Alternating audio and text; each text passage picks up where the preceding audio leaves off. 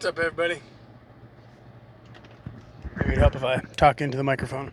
Probably sound a little better, huh? Doing a recording today in a lower quality because it has been taking way too long to upload a video. I wanted to put the video that I'm going to do now up yesterday.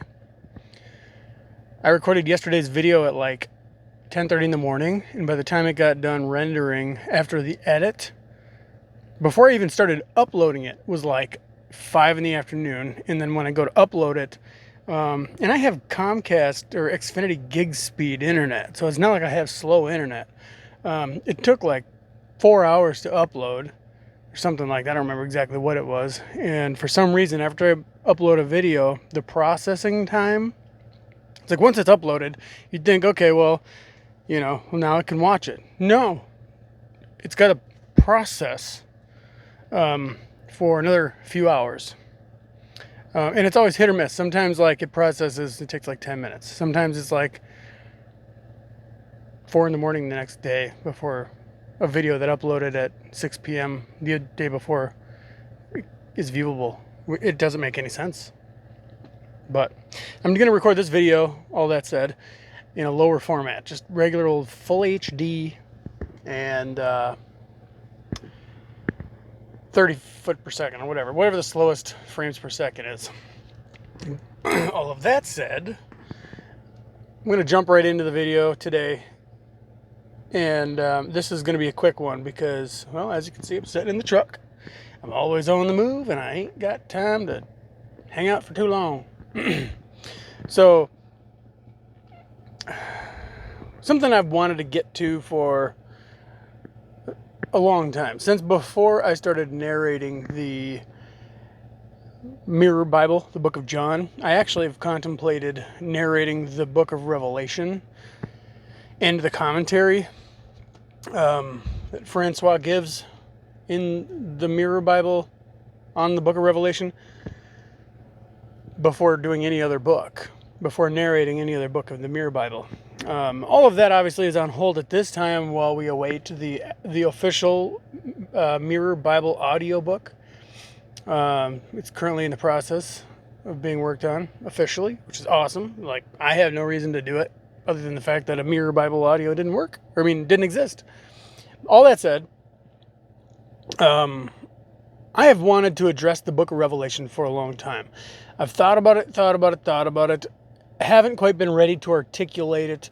And this is why I love when y'all jump in the comments section, because it gives me new angles to, or at least new opportunity to get back in to think about things that I've already been kind of mulling over. And, once in a while, all of a sudden it just takes that one last little click, light bulb.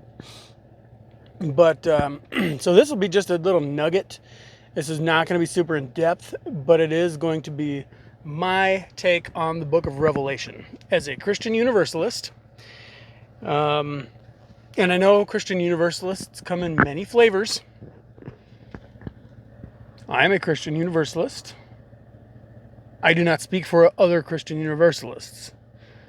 I'm probably the only one that will say I don't speak for all other Christian Universalists. Every other Christian Universalist channel I watch, sorry for getting off on another tangent, but this kind of bugs me. I was just watching a video from a Christian Universalist channel earlier today where they were kind of doing a reaction to a hell teaching or whatever. And it's like, great job dissecting and dismantling the argument of this fundamentalist from a Christian Universalist perspective. But when you go on to say Christian Universalists do believe in hell, we just believe it's purgatory. Hold the phone. No. There's no we here.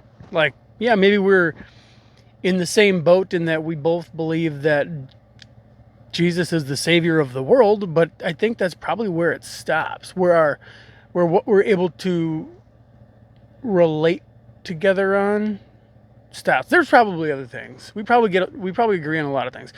The nice thing about our flavor of Christianity is we could probably have a 3-hour-long conversation and never actually get into an argument.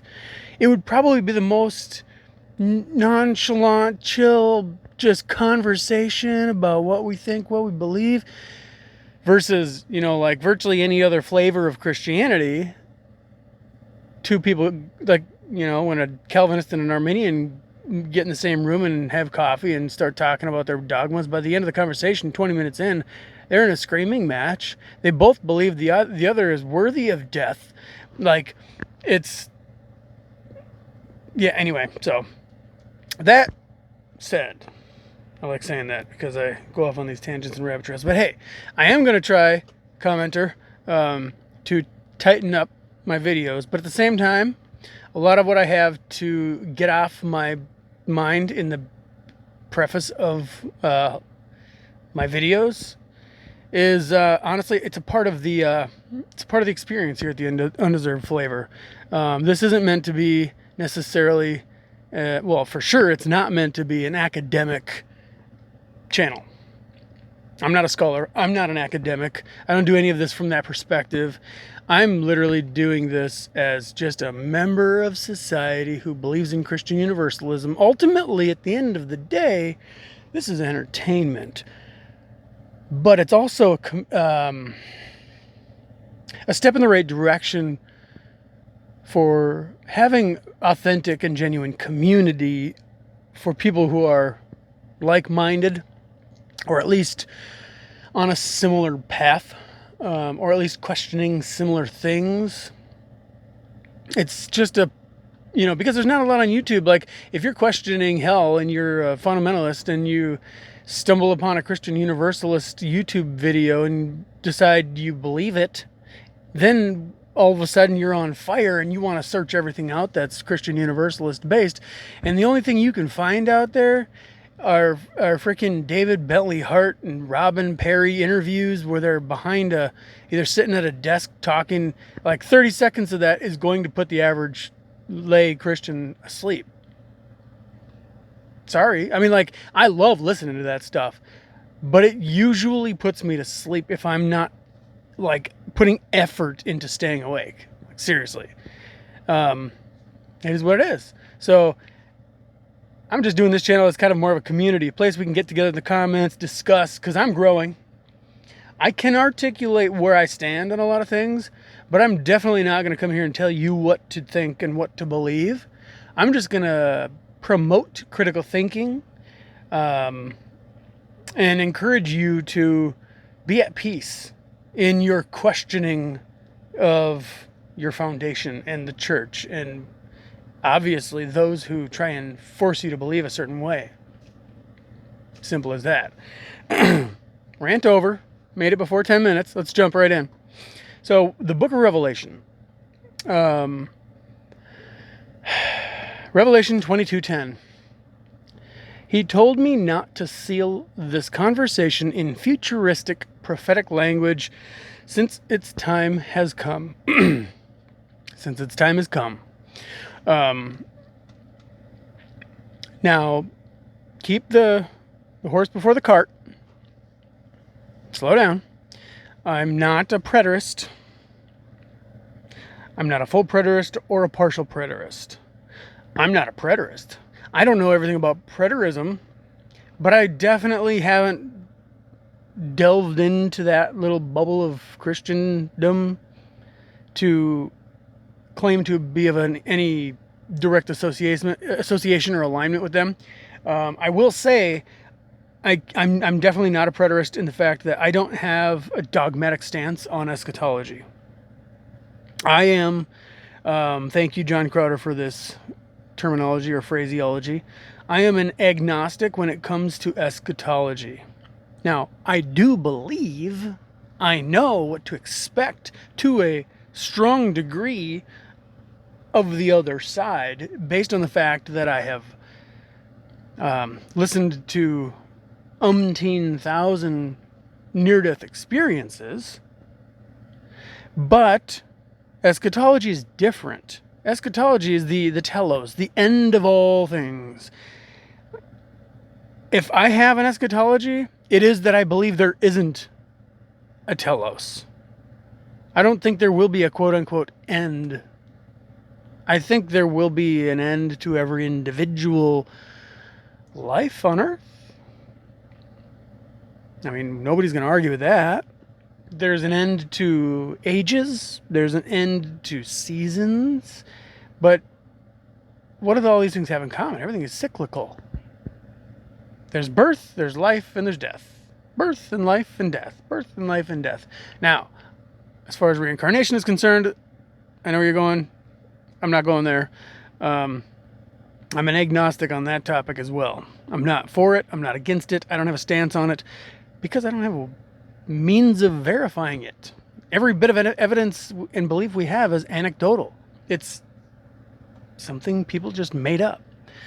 And we have no way of verifying whether their spiritual trances or experiences were real. Same with all the near-death experiences. We have no way of knowing if they're real, other than the fact that we have thousands of them, so we can start essentially putting together, what do you call it? Like I said, I'm not an academic, I'm not a scholar. We can have like averages and means and statistics, where you have, like 80% of them all have this in common. You know what I'm saying? Or like 20% of them have this in common. So it's anecdotal, but at the same time, it becomes data. It moves beyond anecdotal and becomes data when you have a large quantity of correlating anecdotal experiences.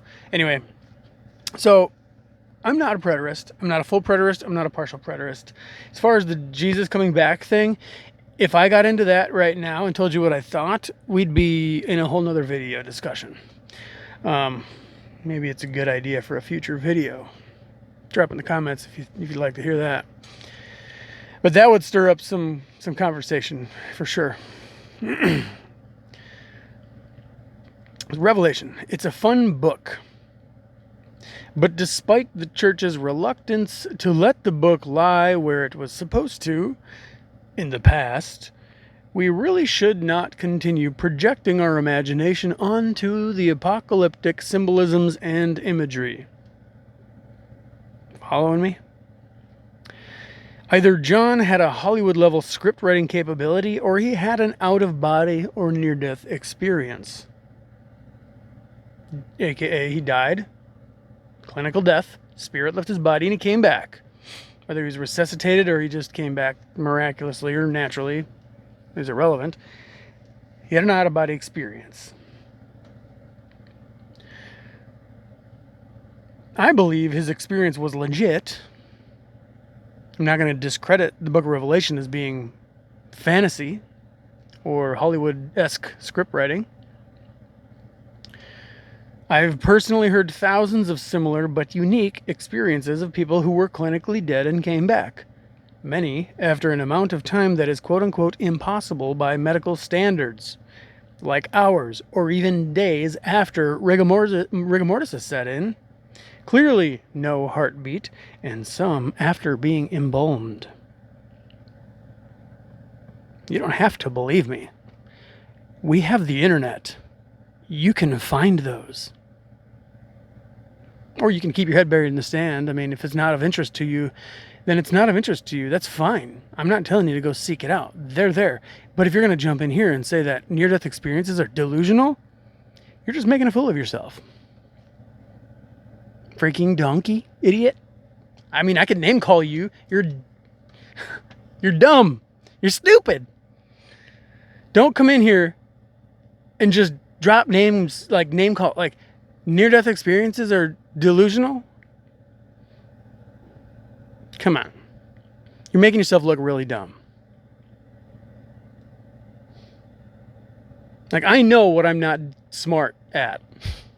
I'm not going to go walk into a college and start calling them dumb for the reasons that for the things that they study. For thinking what they do about the things that they study. Harvard Law School. Laws are all stupid and incoherent. You guys are all a bunch of retards. You're delusional. Like, imagine an idiot walking into Harvard Law School and telling everybody that the laws are just stupid, that they're delusional. Somebody who's literally been studying law for 8 years. Should we reinstitute loony bins? Moving on. I have no doubt Revelation has direct references to Jesus' victorious mission, but like today's NDEs, there's no possible way to correctly apply the experience of the other side to this side. The realities are incomparable and incompatible. I.e., we have linear time. The other side does not. We have past and future, whereas all other times, quote unquote, exist simultaneously on the other side. We see from a finite individual perspective through one set of eyeballs. That is, if we have working eyeballs. On the other side, all beings, according to the thousands of experiencers that I've heard, and I haven't heard them all, on the other side, all beings see infinitely in every direction, from every perspective. And in many cases, all simultaneously, as if they're all God. Now, they don't all describe their experiences in that light, because while they're going through their experiences, there's a lot going on. So their focus is set in one spot. But many times they've emphasized the fact that they can see in every direction from every perspective, with distance not being a relevant thing. Like, you can see the other side of the galaxy as up close and personal as you can see your own fingernails. So we don't have, what I'm trying to say here is, and that's not even a good explanation or description of the other side. That's only what the language on this side makes possible. So, and it's wrong. It's not even right. But there's no way to get closer to accurate because they're incomparable and incompatible existences. Like a two-dimensional, single-celled organism would not be able to fathom the reality of a three-dimensional organism. For them, it would be like if they jumped into three-dimensional sight, it would be like us moving into heaven. You know, it's different. It's a different dimension of reality. It's a different experience of existence. The carnal mind as we have it is not wired to comprehend or grasp or fathom the other side. So when people die and have an experience over there and they come back, I haven't heard any one of them say that they can accurately and wholly describe their experience over there. They'll try, but one of the commonalities is they'll say they don't have language for what they experienced. You know, they'll say things like, well, there are colors there we don't have here. There are sounds there that are far beyond our scales. There are, you know, like it's so bright there that if it was that bright here, everything would be fried to a crisp. But over there, it's just this pure, cool, warm embrace of a hug wrap. You know, like you feel like you're wrapped in love. Like there's no real, like, you can describe it ad nauseum. You can try until you're blue in the face, but you're just not going to be able to do it. Like, it's trying to describe what an apple tastes like to somebody who's never tasted an apple. There's a lot of things you can do. There's a lot of comparisons you can make to other things in this world to try and get that person to understand what an apple tastes like. But until they taste the apple, they'll never know what an apple tastes like. They'll never have that experience that they can remember. If they, like, all you need is one bite. Now you know what an apple tastes like. Yeah, you could probably forget it over time, but at the end of the day, when someone reminds you 10 years later what an apple tastes like, and it's been 10 years, you're going to have a better reference point having tasted it than someone who's never actually tasted it. These people have tasted the other side. They're coming over here, they're trying to explain it with words that are far insufficient, because it's an incompatible and incomparable existence with this reality. They're two different realities. Like, you can try and say, well, this is 3 dimensions and that's 5 dimensions, or 10 or 14 or 11 or whatever, how many dimensions. Like, you don't even know what you're talking about. I'm sorry. If you want to try to say, like, if you want to go past 4 dimensions, which the human brain barely is scratching the surface of understanding with quantum physics, surely you hippie, pothead, just kidding, psychic medium channeler, not trying to mock psychics and mediums and channelers, but, I'm just, like, calling a spade a spade. If you think there's 11 dimensions over there,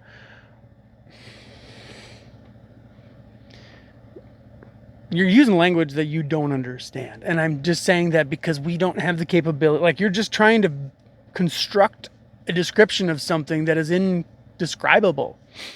So there's no point. You don't even have to try to say 5 or 11 or 24 dimensions.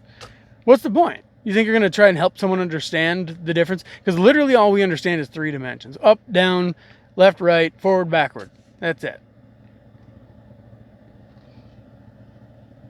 Where's the policia behind this work truck over here? Funny. Anyway. Moving on. Well, tell me a little bit about what you think about so far where we're at in this video. Like, drop a pause so you don't miss where I go next, and let me know where you're at, because a lot of times I know we say some things, or we're watching a video and we have all kinds of thoughts, and we're like, well, I'll wait till later to comment, and then you just never do. At least in my case. Pause the video, drop a couple paragraphs. Now please do keep the comments to like a paragraph or two. As much as I appreciate long, and I'm not telling you not to, but as much as I appreciate long, drawn-out comments, you will be less likely to get a response from me very soon, because I actually consider what you have to say. So I'm going to read your comment when I have time to really read that long comment and think through what you said and reply to what you said, like, genuinely and authentically. So if you want to reply, try to keep your comments in like single point paragraphs. Like, you can drop multiple comments, like, make a point, hit click, hit send, make a point, hit send, make a point, hit send, that'd make it a lot easier, especially for the comment section. Like, it's one thing to write an email to somebody and just everything's on the table, and then the other person gets it, takes their time, responds. But in the YouTube comment section, now, like I said, I'm more than happy. Any comment and all comment is welcome. But I'm just letting you know, as a favor to you, that I will get back to your comment if it is extremely long. It's just potentially going to take a lot longer. But do comment. Drop some thoughts out based on what we've gotten into today. That said, moving on. I say that a lot lately. That said, moving on. I have no doubt Revelation has a direct reference to Jesus' victorious mission. But like today's NDEs, okay, I've already read this, but moving on to my next point, I'm going to reread this. There's no possible way to directly and correctly apply the experience of the other side to this side. The realities are incomparable. The two realities are incomparable. They are incompatible. They are wholly different experiences of existence. Sorry for continuing the repeat. Martin Luther, among others, argued that the book of Revelation does not belong in the Bible because the only way one can even begin to understand it is to have had an experience for one's self. That leaves few people on earth. And even for them, being that they've had their own experience with quote-unquote the other side, Revelation has absolutely no relevance. Think of that. Why is the book of Revelation in the... Well, we all know why it's in there. Because it's the apocalypse of John. Like, yeah, there's a lot of people that have died and gone to the other side and they saw Jesus or they had an experience and they were able to describe heaven. But what set John's apart was, number one, John was the disciple of Jesus. And number two, his experience was specifically everything that is outlined in the book of Revelation. Like, it is God giving him visions and prophecies and telling him what's happening. But it's all 100% metaphorical and symbology and allegory and apocalyptic imagery. None of it at any point is very clear at all on when it's going to happen. It's all completely vague and ambiguous. A lot of it is well, no, not going to go in that direction. It's John's near-death experience, and one could argue that if you want to go back to the kind of more sciencey side of what near-death experiences are, if near-death experiences are potentially heavily influenced on your earthly experience, schema, understanding of reality, religious background, and all of that stuff, there's a theory out there that some near-death experiences are almost a creation of the one experiencing them, but a creation, it's like created by your subconscious. It's not a direct create. It's not like you thought this up intentionally and placed it there and then jumped into it and experienced it. No, it's literally like an indirect creation. It's kind of like the same type of people that believe that are the type of people that believe kind of in the law of attraction. You are a co-creator of your experience on Earth. If you have good vibes, you're going to have good experiences. If you have bad vibes, your life's going to suck.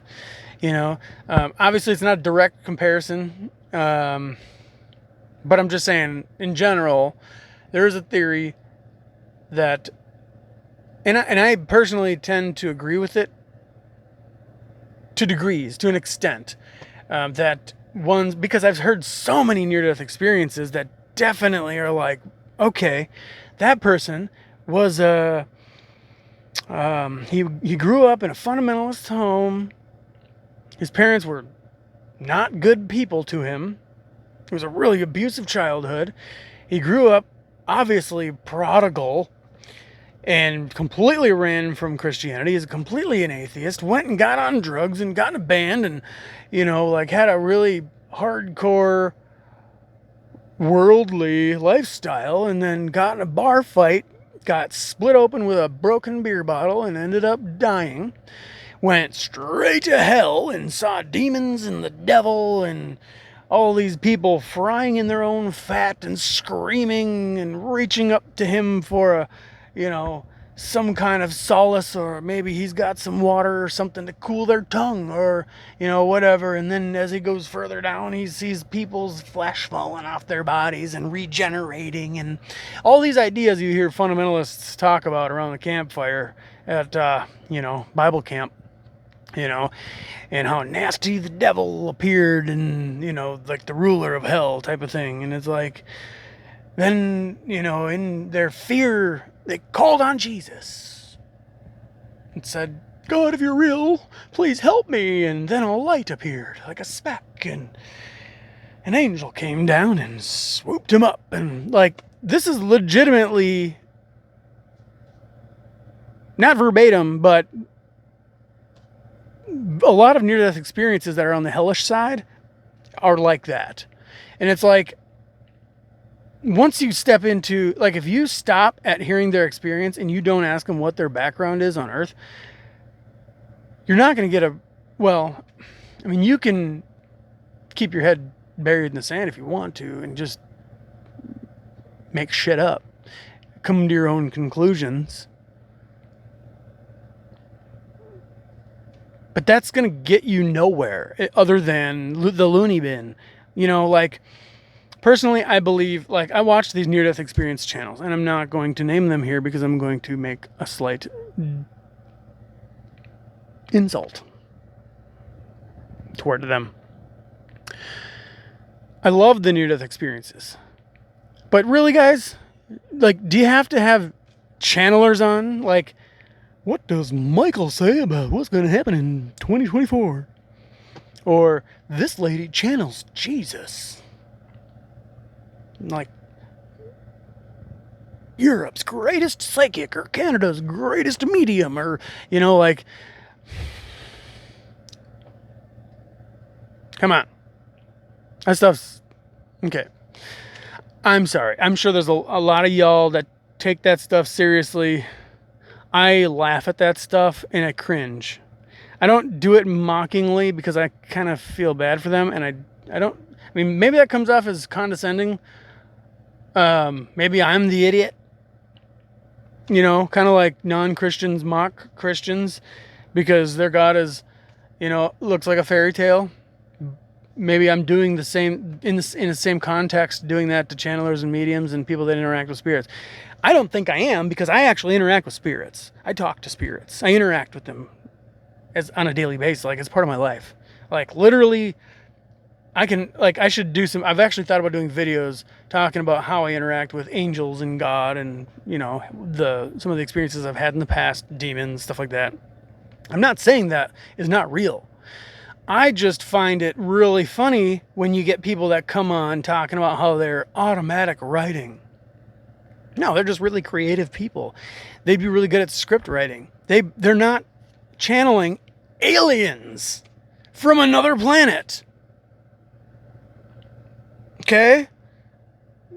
You're channeling a part of your creative imagination that God gave you. Like, you're a really creative person. Now, obviously that's an opinion of mine. I can't back that up with anything.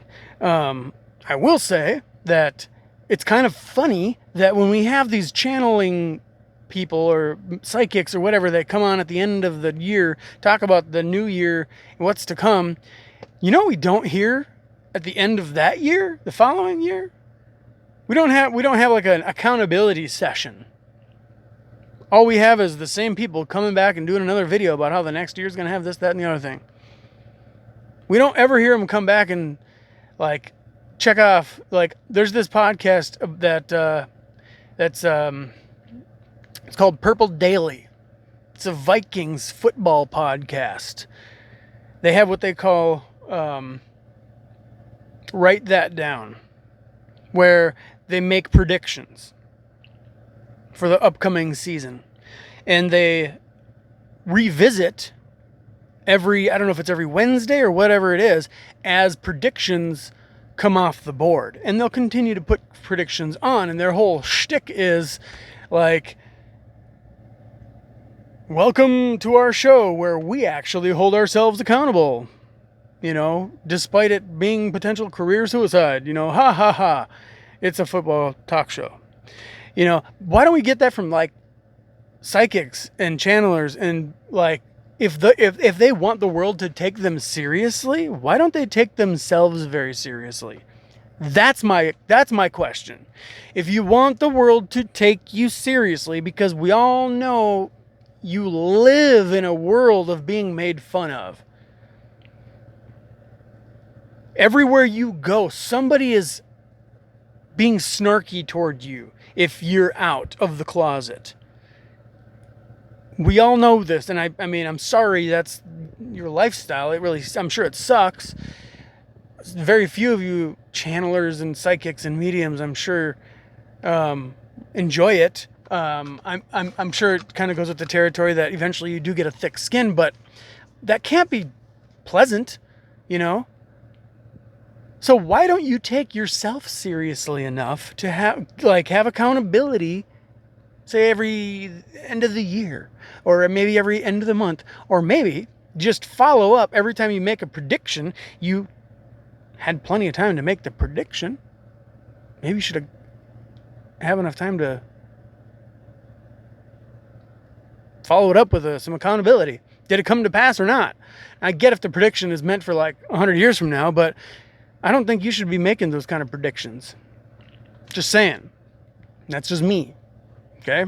I'm completely off on a rabbit trail here, but the main point of this video is come and gone. I've covered it. The book of Revelation, what I think about it. It's a fun book. All of that said, yeah, I could jump into a whole nother point here and talk about how I interact with stuff like that. I told you how I think about it, but how do I interact with it? Do I just cast it off and essentially now from here on out I ignore it? Because what's the point? What's the point of reading it if that's how I think about it? Well, no. Being that we are spiritual beings, we can actually we can be alive. You're welcome to be alive. Open the book of Revelation. Close your eyes. Insert yourself into this magical, metaphorical land. Have fun with it. Meditate on it. Go there. Like, literally for the entertainment value, for the experience. Don't assume all of this is going to happen on our planet in our time because of this or that reason.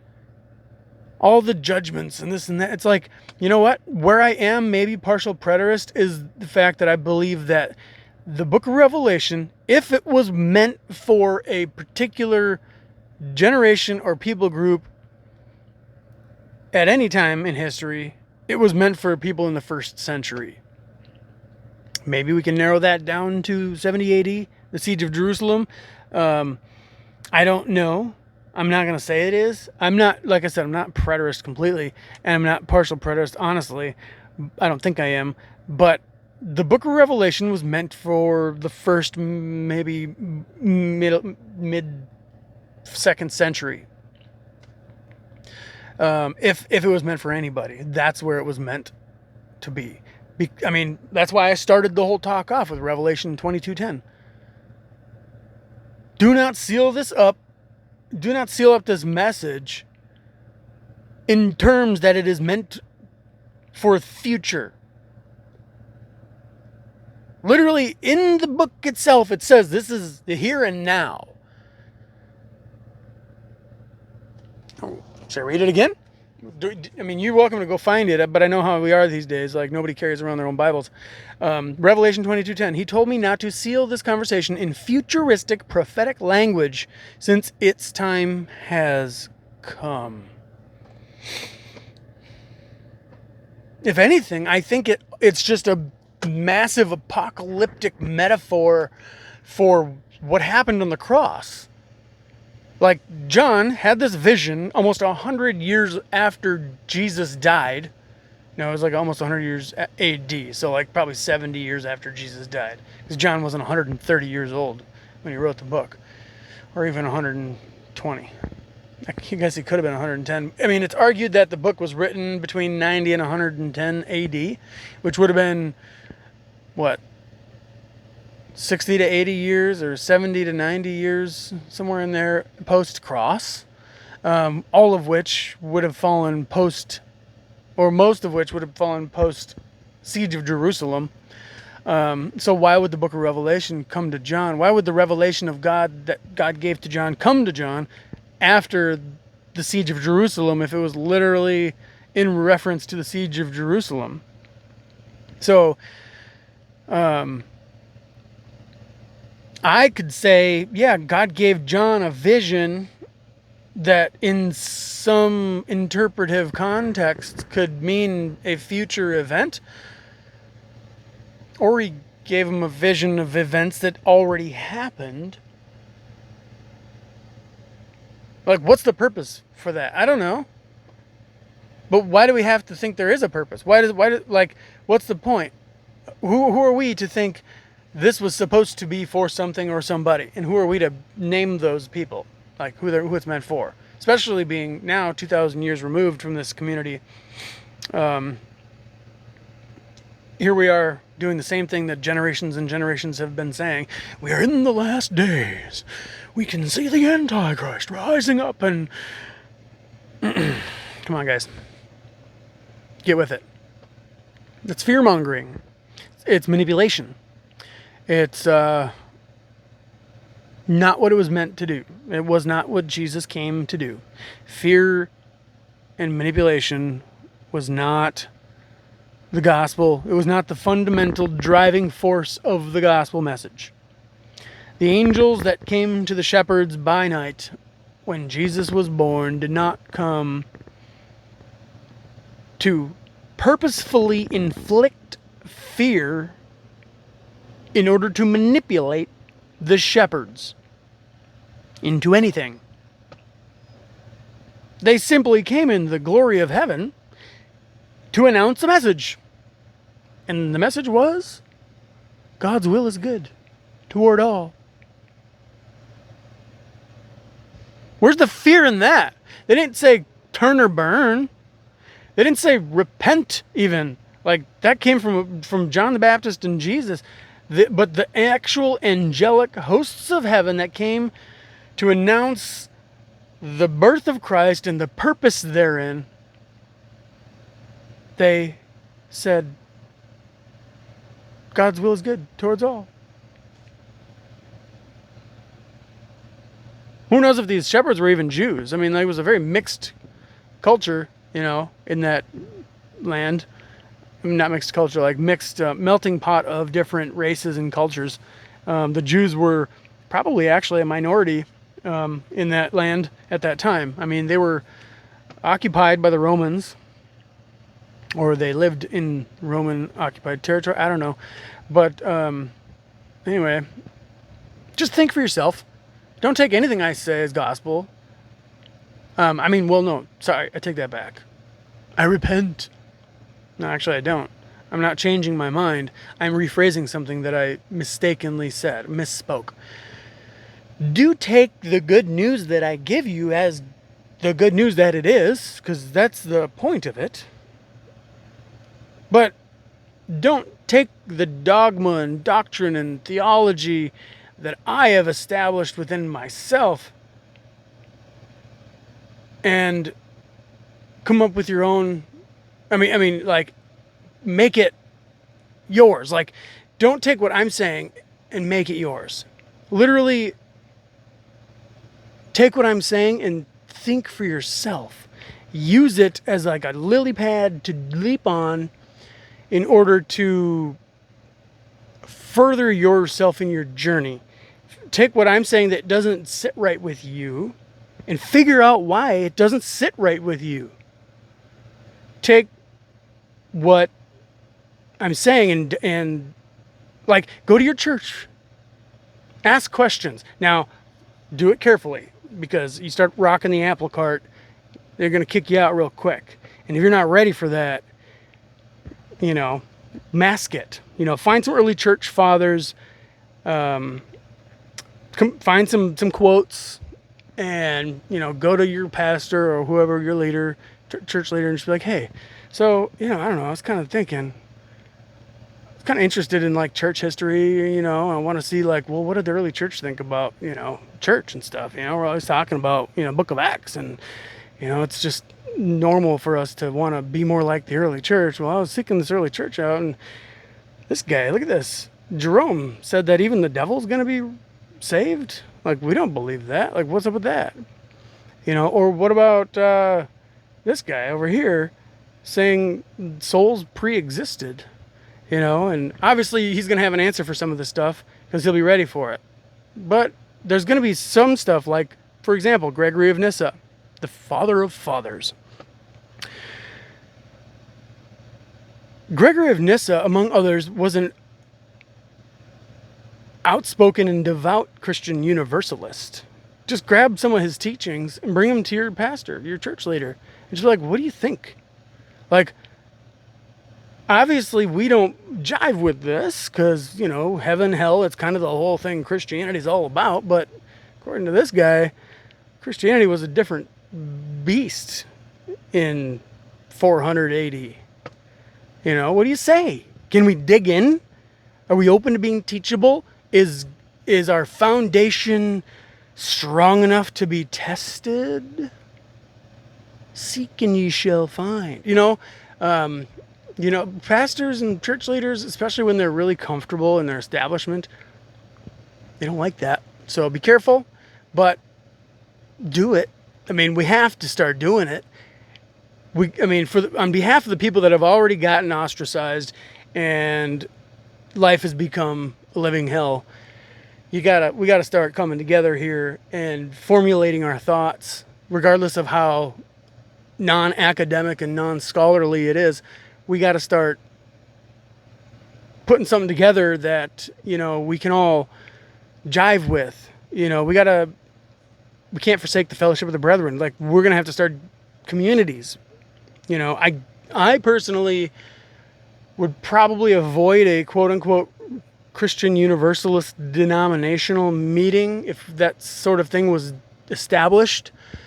If it was dogmatic on a handful of things and not just simply open. Like, let's be open. What do we believe? We are Christian Universalists. In and of itself, we don't need to be dogmatic about the creeds, even though some will say we should recite the creed. Some are going to say, well, we shouldn't be dogmatic about the creed. That's something. That's the way that's the schema and the cosmology of men that lived 1,400 years ago. We're beyond that. It may have been good at that time, but we're beyond that. It's not necessary. This wasn't supposed to be a religion. So, like, what I'm saying is, like, we're going to butt heads on certain issues. We don't need a denomination we don't need another dogma, okay?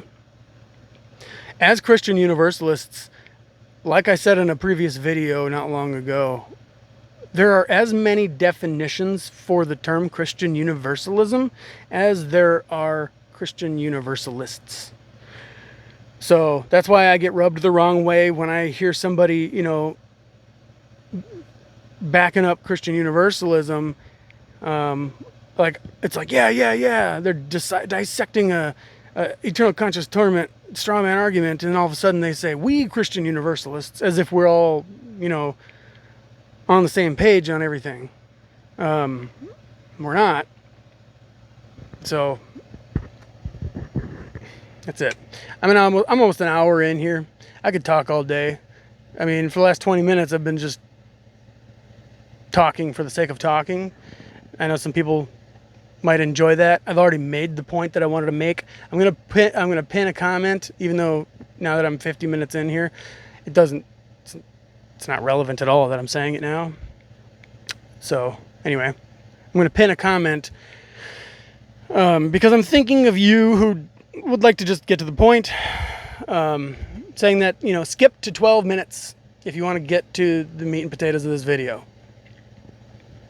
Get to the meat and potatoes and then listen to me ramble and maybe start the video over again and see what I had to say for the first 12 minutes. How about that? Let me know if you think that's a good idea. If you watched this entire video to the point where I'm still rambling and you're still paying attention, I do appreciate you. I mean, I consider you family at this point. But definitely let me know. You know, should I go out of my way to say, skip the first 12 minutes? Meat and potatoes starts at 12 minutes. You know, the book of Revelation, you know, where I first get into it, and then it saves people 12 minutes. Now, I will say from my perspective, that's going to help my channel because there's a lot of people that are new here and they're going to get tired of my rambling within a minute or two. They might even make it till 5 or 6, but they're not going to get to 12 in 99% of the cases before they, you know, lose patience. And if the subject of the video doesn't start till 12 minutes in, you know how people are these days. Everything's microwavable. You know, when I was growing up, 80s, 90s, When movies were made, the intro to the movie was like 15 minutes long. Like, you don't even know what you were watching until you've sat in the theater for a half an hour, you know? Or, you know, you put a VHS tape in and it's like the song, the music, and you're just watching like scenery, listening to music, and there's maybe some credits. And all of a sudden, finally, like some boring opening scene comes up, you know, opens up. Like, it's a third of the freaking movie, you know, the introduction. You know, today we don't have the patience for that. And I get it. But like I said in the beginning of this video, you know, this channel is not about being just another academic archival resource at all. Like, I'm going to have some nuggets for y'all, but ultimately it's going to just be my perspective, and it's going to be more of a moral support system for the community of believers that are on a journey. We don't all, I know we're not all going to believe the same thing at all the same times, but we can be here for each other on this journey and support each other in the fact that it's okay, we can be at peace if we don't have all the answers. Because I can tell you right now, I don't have all the answers on anything. I have opinions on a lot of things, but I certainly don't have all the answers, and I definitely don't have it all figured out. So, that said, I really do enjoy contemplation and meditation and coming to conclusions, whether it be through contemplation, meditation, and or through, you know, looking things up, finding resources, books, websites, YouTube videos. So if you have a point that you're struggling with, that you just cannot, or maybe at your point in the journey, wherever you're at, you're like, just you're restless over this one point that you just can't move past, or you just remain unsatisfied with whatever else is out there on the internet on this point, and you just can't.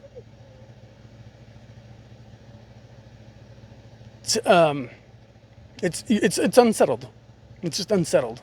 You need, maybe I can help. If it's a hell verse, oh, I know I can help. I can hit them all.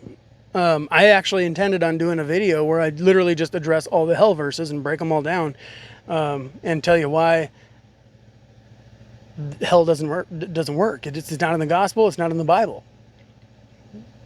But I haven't done that yet.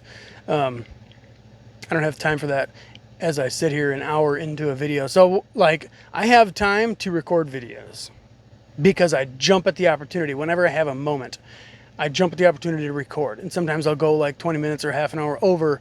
But then it's like the next time I'll actually have an hour or two where I could be editing the video. I don't actually have that much time. It comes in bits and pieces. And my office is currently pretty much completely used by my wife because she's doing a master's program for clinical therapy, clinical counseling.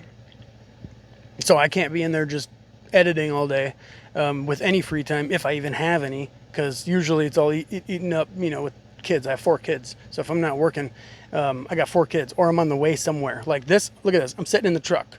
I had a small little window today between a couple appointments. I was going to hit the gym. I might actually not have time now to hit the gym. I maybe have 15 or 20 minutes now. I can go in there and get a freaking quick pump in. But I have to get going. Anyway, that's why I don't edit all my videos. Like, I really, like, if you go back on my channel and you look at some of my videos, I have really tried, especially on a couple of short videos. There was one longer video, like, I really experimented and played around a little bit with, like, creative editing, you know. There was one video in particular. I'm not a super fan of how, like, the message ultimately turned out in that video, but hey, if you're still here 55 minutes into this video, we're doing life together at this point. I'm gonna go back and try to find that video, and you'll know what I'm talking about. I went down to Daytona Beach, and let's see here. Oh, what is the purpose of life? I posted it a year ago. It's 26 minutes long, and you know, I tried putting a little bit of time experimenting with video editing software, and photography, and all the cinematography is mine.